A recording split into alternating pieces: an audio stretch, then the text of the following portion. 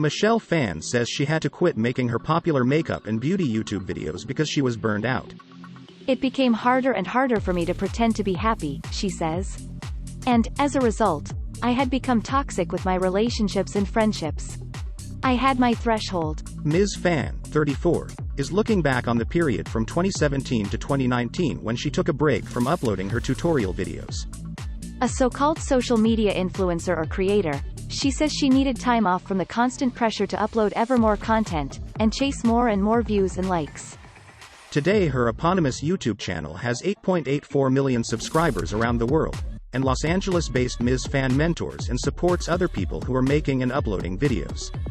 She says that many feel stressed about running out of ideas, and compelled to make new content multiple times per day. But what exactly is a social media influencer? There is no hard and fast definition, but in essence it is someone who has enough followers on social media, and typically YouTube, Instagram or TikTok, that they can monetize it. The income comes from two main sources, a share of the advertising revenue, and deals with companies to promote their brands. Regarding the former, on YouTube you can apply to start getting a share of the revenues from adverts placed on your videos, if you have more than 1,000 subscribers and 4,000 watched hours. YouTube is tight-lipped about how much you can earn, but according to one report it is typically between $3 to $5 per 1,000 views of one of your videos. And, when it comes to deals with brands, it varies according to how many followers you have. On Instagram, if you have more than 1 million follows, one report says that if a company wants you to promote something, you can earn more than $10,000 for just one post. We spoke to Ms. Phan and 4 other influencers about their experiences. While there is potentially big money to be made, Ms. Phan says that creators need to know when to draw the line, and take care of themselves, rather than post all the time. This concern is echoed by media analyst Rebecca McGrath, of research firm Mintel, who says that some influencers are chasing revenues so much that they post, even if they don't have anything new to create or say. Ms. Phan also cautions that you have to be able to deal with online trolls writing horrible things below your videos. You're also exposed to hateful comments, which I think people aren't prepared for. This issue was raised back in July by UK social media influencer M. Sheldon, when she spoke before MPs at the House of Commons. A committee of MPs is now continuing to investigate the growth of influencer culture. TikTok is the most recent new kid on the block among the big social media sites, having only been available outside of China since 2018. It now has more than 1 billion global users, and people are spending more time watching it than YouTube. Brothers Colin and Dylan McFarland, and their father Dan, have been uploading comedy skits and dances to the video app since 2019. Known as the McFarlands, the trio from Louisville, Kentucky, now have 2.6 million TikTok followers. Influencers are a new wave of people you can trust on the internet, says Colin, 27. If you're selling a product, or giving advice, people are going to trust the people they see on their phone every day. Dylan, 25, adds that their humor made brands like Colgate and Gillette want to work with us, and see what we could do, because we are genuinely acting how we are with our family.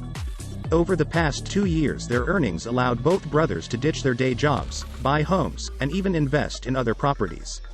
I wholeheartedly believe anyone can do this, says Colin, who started out editing the videos on his iPhone. Just find your niche, and stick to it. Toronto-based YouTube creator Kevin Perry enjoys a good living making stop-motion animation videos for his 936,000 subscribers and other viewers. In 2018, his first year alone, he says he made revenues of more than 100,000 Canadian dollars. The 32-year-old, who has worked with Disney, Apple, Amazon and Lego, says that 90% of his income comes from brand deals. The remaining 10% comes from advertising, and an agency that claims revenues from people stealing and monetizing his content. He cautions would-be influencers to not share too much of their personal life. If people don't like a video that I made, then at least that's just creative work, and I can try to get better at that skill, versus sharing my life and people don't like it, he says. How do you compensate and fix that? You can't. Mr. Perry advises creators to hone a specific skill set, such as filmmaking or carpentry, and share that passion, instead of talking about their day-to-day life. Author Sean Boodram has been talking about sex and relationship issues on her YouTube channel Sean Booty since 2012. She has 664,000 subscribers, and her videos have been watched more than 71 million times. She says that new creators should recognize if they are in a bad headspace, and not make content if that is the case. And regarding what to upload, she has a golden rule. Think of the last person you'd ever want to see that content first.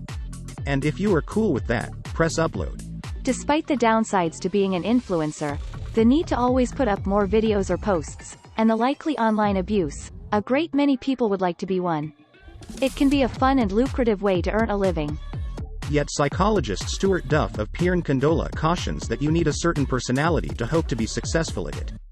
Clearly there are a huge diversity of successful influencers, in terms of style and personality, but to be really successful the influencer will use a great deal of psychology to influence their followers, he says. They will be highly relatable, tell great stories, have a strong, unique brand, and stick to the message. They will be clearly passionate about what they want to say, and always seem to know what their audience wants to hear.